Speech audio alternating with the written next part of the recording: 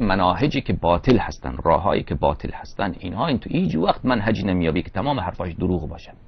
مثلا وهابی ها تمام حرفاش دروغه؟ نه، تمام حرفاشون دروغ نیست. اشعری ها تمام حرفاش دروغه؟ نه. اسماعیلیه ها تمام حرفاش، زیدی ها نه. هیچ دینی نیست که تمام حرفاش دروغ باشه.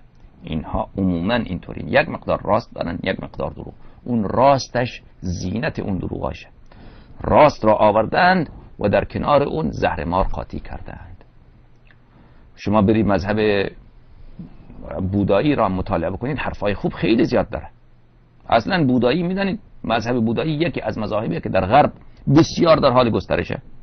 بودایی ها چرا؟ چون حرفای خوب، حرفای اخلاقی خوشایند بله خیلی زیاد دارن. اینا در شهرهای بزرگ امریکا ببینید معابد خیلی مجلل از هندوها، نمیگم بودایی ها،